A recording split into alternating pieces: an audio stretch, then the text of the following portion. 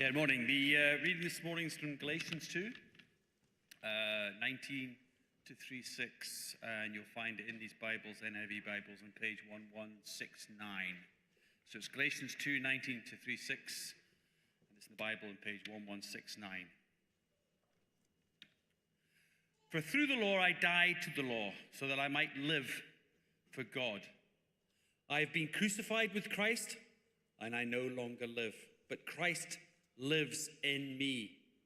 The life I now live in the body, I live by faith in the Son of God, who loved me and gave himself for me.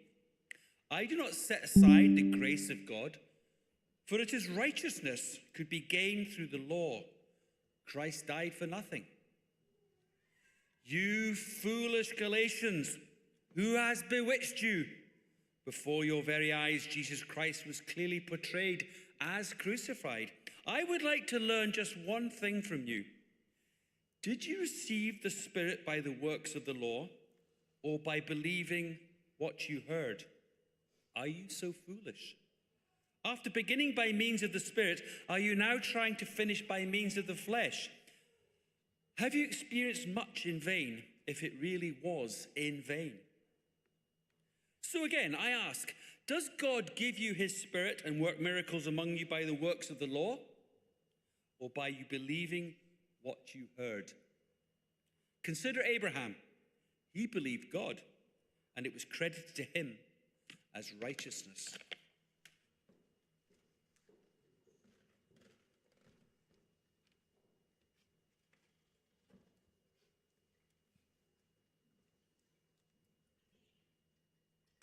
Well, good morning, everybody. It's nice to see you. My name is Andy, and I'm part of the team here at the church as well. I was excited to see that we'd inserted Please Can Care for Child 61 into the letter to the Galatians just a minute ago. It is there in the original Greek if you look carefully, but we are, as Dave said, on a series on the cross, and today we find ourselves in this passage in Galatians. So we've been looking at different passages as we've looked at different aspects of the cross, and that will continue throughout Lent in the build-up to Easter. And we did, about this time last year, go through bit by bit the whole book of Galatians. So just as a refresher, or if you weren't there when we did that, Paul, the Apostle Paul, went and started some churches in different areas. One of them was a region which is now modern-day Turkey, an area called Galatia. And he gets these churches going, and he explains to them, obviously, as part of that, the message of Jesus, the gospel, the good news of Jesus Christ, and then he moves on. And what happened is, after he had moved on from the churches in this particular region, some other people turned up, and they start teaching a different gospel, which is not really any kind of a gospel at all. So they start teaching that rather than being saved simply by what Jesus has done on the cross, actually, you need to do a few other bits as well. You need to perhaps add to that a little bit. And the thing that they're all particularly focused on, just because of what was going on at that particular time with Judaism and the fact that non-Jews were becoming part of the people of God, was the issue of circumcision. But I don't want us to get distracted by that. That was the thing that they were focused on. Do you need to be circumcised in order to be saved? But really, the question beneath that is a question about how is it that we become acceptable to God? What is it that needs to happen in order for us to be welcomed in? And so that's the background. A number of years ago, I came across this saying that was taught in order to help us with our relationships. And Brené Brown and other people like that have kind of made it, I guess, quite popular. Some of you will have heard it. It's the little phrase, the story I'm telling myself is. And so the idea of it is that we will often react to things, often subconsciously, stuff that happens around us, and we will kind of tell ourselves a story, whether we're aware of it or not. So we might see somebody over the room, on the other side of a room at a party or something, and we wave at them and they blank us. And we can think, it's because I never texted them back that time, right? So we start telling ourselves this internal narrative. And that might be true. But it might just be the case that they didn't see us.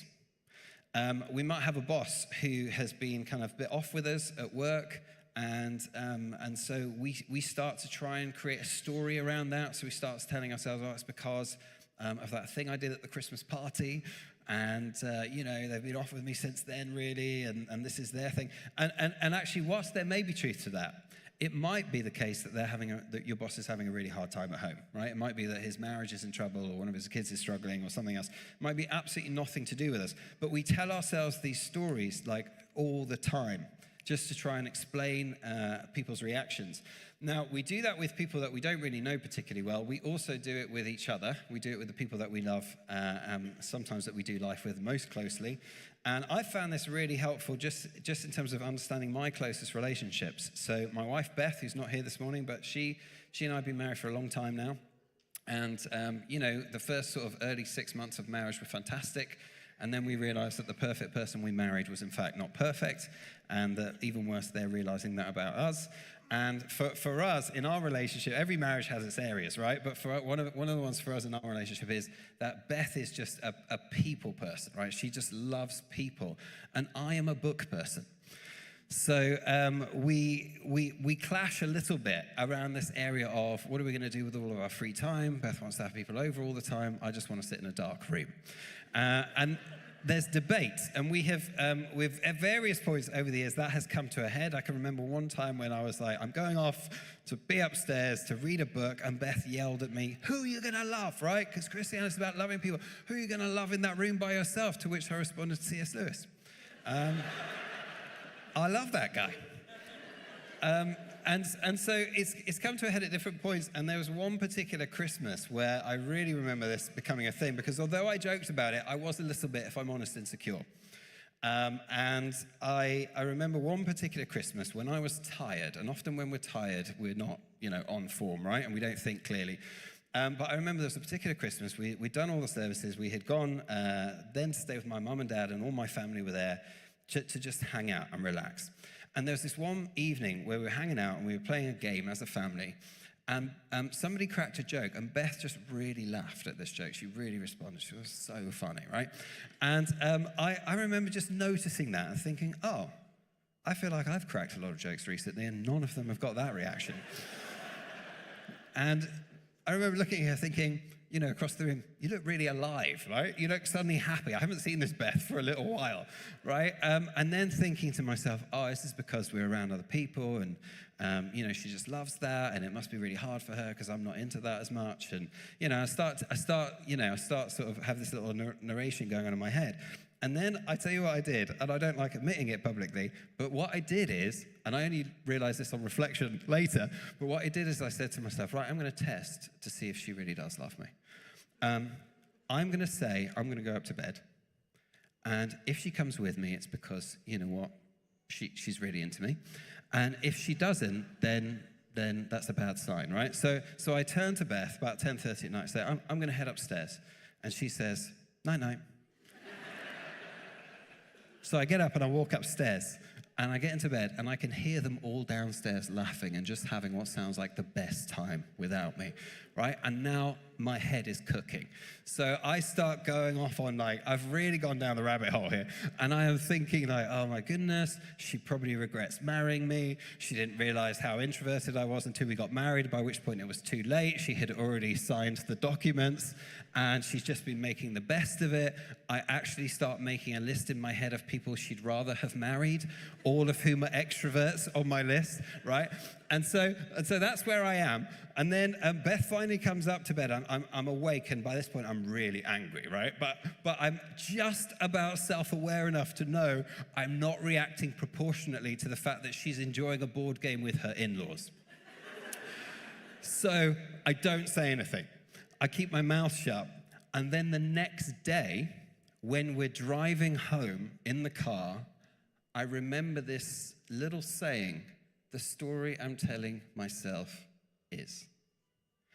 And so I find it quite hard to admit this because it feels a little bit vulnerable, but I say to her, hey, Beth, just so you know, I've got a lot going on inside, and the story that I'm telling myself is you actually regret marrying me.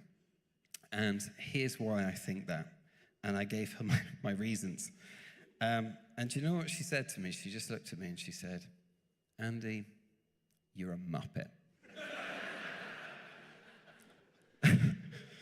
She said, how long have we been married, right? She said, we're having children together.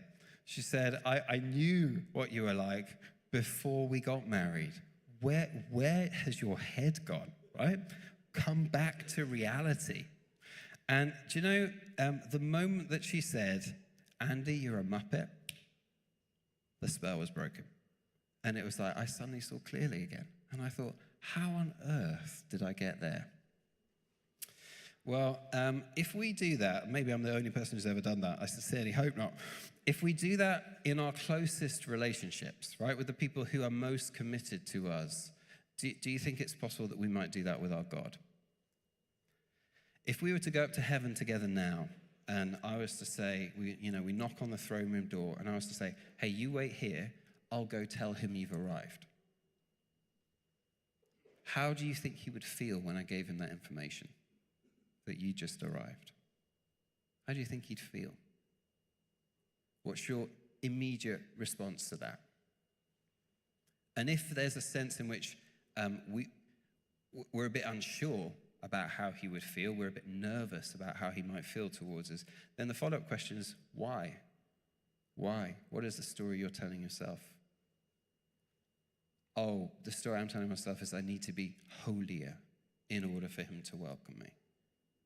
The story I'm telling myself is if I hadn't made all these mistakes, maybe he'd be excited that I'd arrived, but because I have, he's not. If I could improve in this area, if I could be more like so-and-so, if I could sort that out in my life, then he'd be excited for me to be here. We tell ourselves a story. And the Galatians were no different. So Paul had come along. They had essentially received the good news of Jesus. And then these other teachers had turned up and they said, hey, by the way, actually, you can't just get in just by trusting in Jesus. There's other things. And they swallowed that hook, line, and sinker. And they had begun to believe that they weren't simply welcomed into heaven by trusting in Jesus. And so what happens is we end up, because of that, if we think that our relationship with God depends in any way on our behavior or our actions, what that will always lead us to is a place of insecurity. It will always lead us into a place of, I'm not totally sure of my grounding here when I'm around God. And the solution to that, and the way to find freedom from that, the one that Paul presents to the Galatians again, is to look at Jesus on the cross. It's to see the cross, to see him portrayed there, to understand what is really going on. So if you find yourself, that's the problem. We feel insecure in our relationship with God.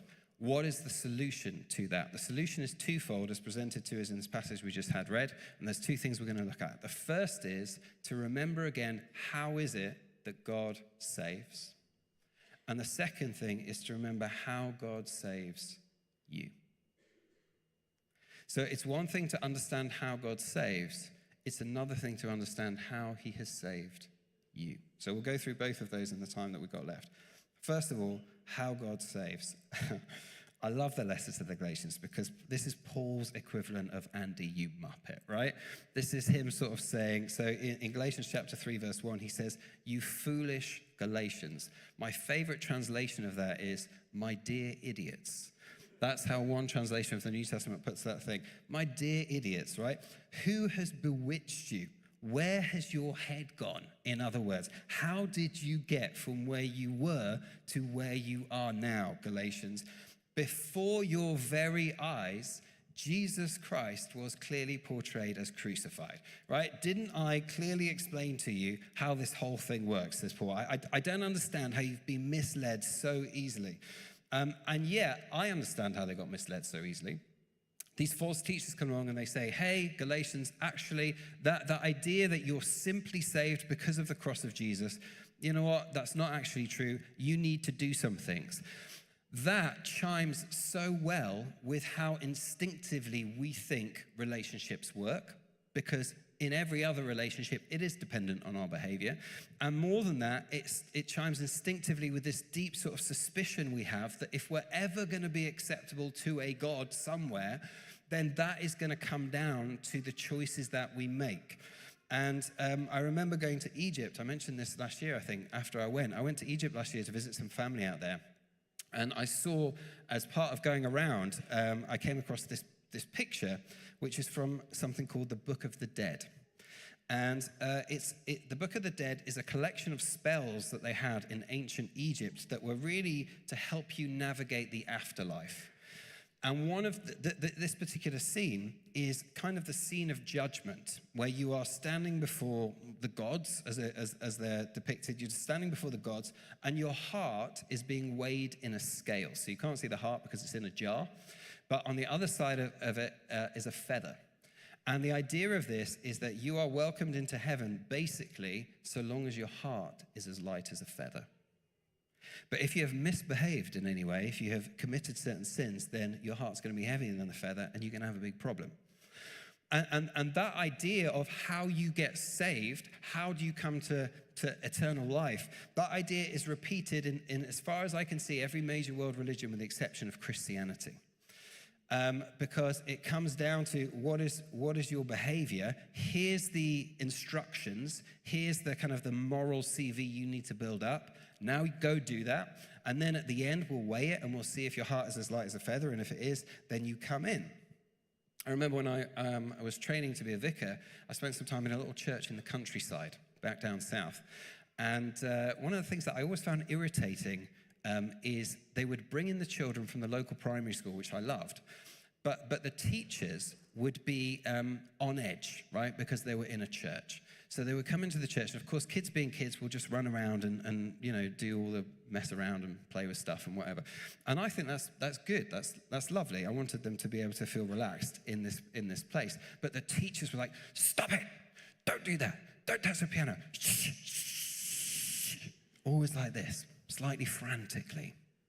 And I think it was because they were like, we're in, a sacred place.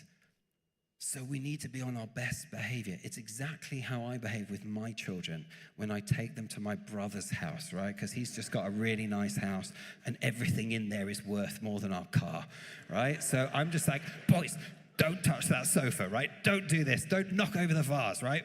So I'm panicking because it's like we don't want to get kicked out of here. Not that my brother would ever do that to us, but it's like, whoa, when you're around God, you've got to shh. Don't knock over his vase. You can't relax around him because if you do, you'll make a mistake, then you're gone, right? Your heart's not going to be as light as a feather. If you make any mistakes, you're gone. And Paul, he can't understand how the Galatians have got here. So he just asks them a series of questions. He just barrages questions at them. He puts it like this, Galatians 3:2. I would like to learn just one thing from you, even though he's actually going to ask about 10 things. But he says, I'd like to learn just one thing from you. Did you receive the Spirit by the works of the law or by believing what you heard? And then he follows it up with, are you so foolish?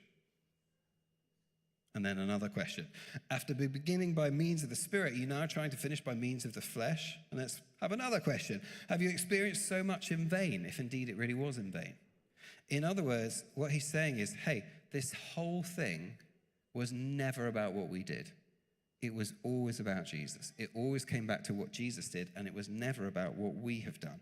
And he talks about, elsewhere in this letter, he talks about how we are justified by faith in Christ.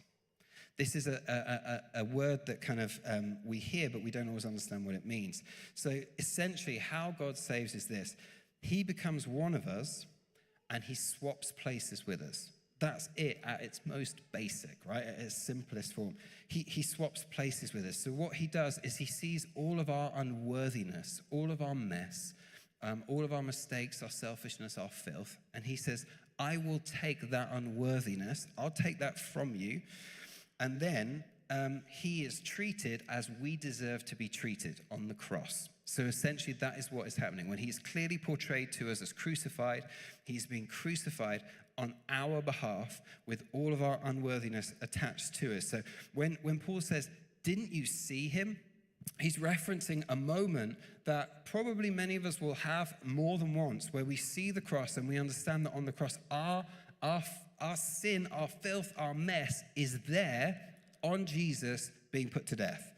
So I'm free from that unworthiness, But then it doesn't stop there, because it's not just that he takes our unworthiness, it's that he gives us, in exchange for our unworthiness, his worthiness. So the message isn't just forgiveness. Forgiveness is almost like a negative thing. We'll cancel the debt. You don't have to serve a prison sentence. You can walk away. Forgiveness says you can go. But justification is much richer than that. Justification is you can come. You can come in. Because what justification is it's Jesus saying, everything I have done now belongs to you. So imagine a soldier who comes back from a war, and they have fought incredibly bravely in that war, and they've been awarded the Victoria Cross as a result, the highest medal of honor that you can get for their courage and bravery. Now imagine they walk up to you and they take their medal off their chest and they pin it on you. What they're doing there is they're saying, you can take credit for everything that I have done. All of my bravery, all of my courage, I'm going to pin that on you, and you will get treated as I deserve to be treated. That's what's happening with Jesus. So he takes from us our unworthiness, and then in exchange, he gives us his worthiness. So he is treated as we deserve, that we might be treated as he deserves. Now, think about this. I read an article a couple of weeks ago in the news about a lady who had been given a gift card for a coffee shop. She went into the coffee shop and she bought coffee with a gift card that had £10 on it, and they gave her a receipt to show how much was left on the gift card. But they made an error, and so they actually gave her on this gift card 63 quadrillion pounds. So she's got this receipt that says she's suddenly worth a lot of flat whites, right? She can buy coffee for the entire planet. 63 quadrillion pounds. Now, she's accidentally been given credit in the bank. The error was obviously later corrected, but what we are given, and what the cross means, is we are intentionally given his moral record. And his moral record is not a good moral record. It's not a great moral record. It is a perfect moral record, the 63 quadrillion level moral record. And it will never be taken from us. That's how he saves. Paul says, didn't we talk about this? It's the equivalent of, haven't we been married for like however many years? What else can I do to show you that I love you? Hasn't this happened? So that's how God saves. We can't add to it, and we don't need to. That's how he saves. Here's the second point, and this bit really matters. How does he save you? So there are all sorts of ways in which this frees us. It frees us not just from the things that we have done wrong, but it frees us from that constant need not all of us have maybe, but many of us have, to prove ourselves. We go trying to justify our own existence in all sorts of different ways. I remember listening to a pastor talking about how he was in a room of people not long after 2008, when there was a big financial crisis and global kind of financial meltdown.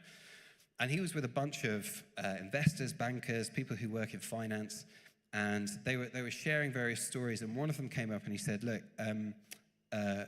I became a Christian a few years ago.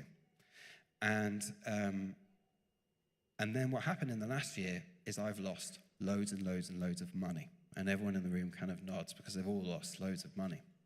And he said, if what had happened in the last year had happened to me a few years ago before I became a Christian, I know what I would have done.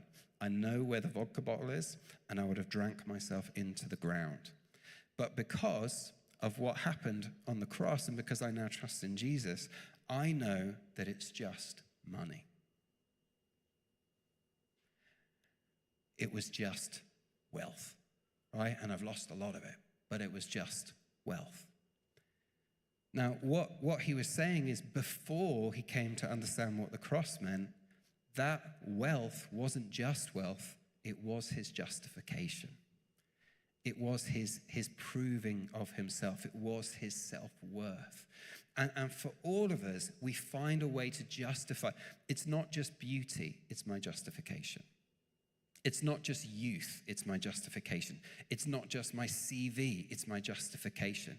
And what the cross does is it frees us not only from our moral failure, but also those false things that we cling to that we think somehow justify our existence. It sets us free from any need to prove ourselves. But it only does that as we absorb it and as we understand it. So if I were to have a pot of stew here at the front, and we all sat here looking at the stew, and then we analyzed it, right? And we thought, all right, what sort of ingredients went into that? And I put up a recipe, and we talked to each other through the method, and we debated it. That's fine, right? That's good. It would give us a good understanding of the stew. But it only really we only really feel the benefits of it when you taste it. Similarly, it's good, right, and important that what we do is we talk about the cross. That we, as it were, put up the different ways in which the cross transforms our lives. We look at redemption, we look at ransom, we look at justification, we look at freedom, right? We look at all of these things, but until we absorb the cross, until we taste the cross, it's interesting information, but it doesn't kickstart an engine of life inside of us.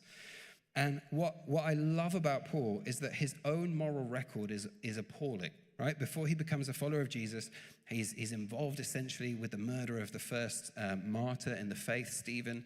He is persecuting the church. And then he becomes a follower of Jesus. And you get no sense that Paul is kind of reluctant about the fact that Paul's nervous about being around God. He knows he can walk into his throne room. The reason he knows it is because the cross for him is not a theory. It's not just a doctrine, it's a reality that he has absorbed. And he says this in Galatians chapter 2, verse 20. I have been crucified with Christ, and I no longer live, but Christ lives in me. The life I now live in the body, I live by faith in the Son of God, who loved me and gave himself for me. So, did you notice there how many times he talks about I and me? Just go to the next slide. I have been crucified with Christ. What he's saying there is all my unworthiness, all the things that I got wrong, they've been executed with Jesus. And I no longer live, but Christ lives in me. What he's saying is all of his goodness and all of his worthiness is now in me. It's mine. It's like the medal is pinned on my chest. And the life I now live in the body, I live by faith in the Son of God who loves me, who gave himself for me. And the truth is, I have chatted to too many Christians over the years, and I am one of them, right? I'm one of them, so I get it. Where we've heard about the cross and we've sung about the cross, but we still do not understand in our hearts, in a way that sets us free, the significance of it. And we will only ever really get that when we understand that it was for me. Well, how do I get there? How does it go from here to here? How do I understand it in a way that sets us free? Two things, and I'm going to say them so briefly. The first one is, it's the role of the Spirit. The Spirit shows us. The Spirit makes it real. He takes it from our heads and he writes it on our hearts. So that we ask the Holy Spirit. And here's the second one, which will take slightly longer on. The second one is this. See this verse on the screen? Do you know what it is? It's the story that Paul tells himself.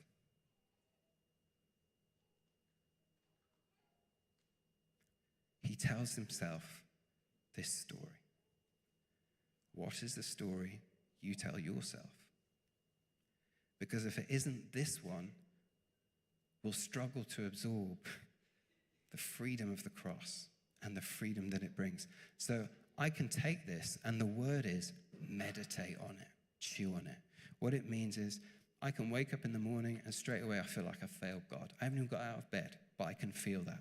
Then what I can say is, hey, Andy, I have been crucified with Christ. You have failed in loads of ways, and that's been dealt with. I can get out of bed and I can go about my day and not feel like I've achieved very much. I haven't justified my existence very well today, but that's okay because I can tell myself I no longer live, but Christ lives in me. So everything he did justifies my existence.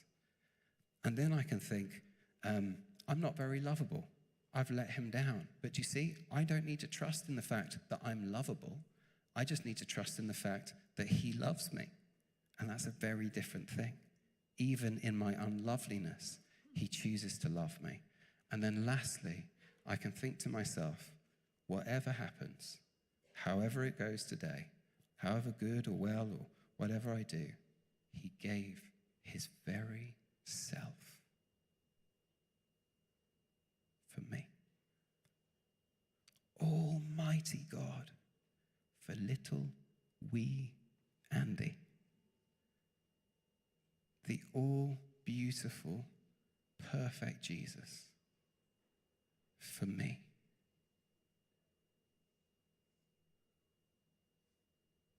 And for you.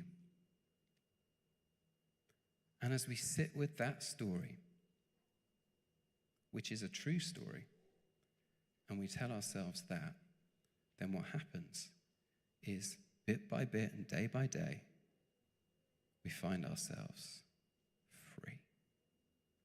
I can be with you and know that your response to that is total joy. Now that is real freedom. And that is the real gospel. And this is really true. Dave.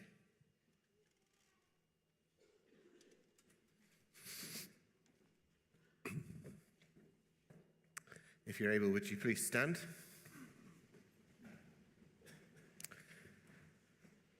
Maybe you just want to close your eyes and just reflect. What is the story that you're telling yourself? When you think about coming into God's presence, when you think about how God sees you, what is the story that you're actually telling yourself? And what needs to change?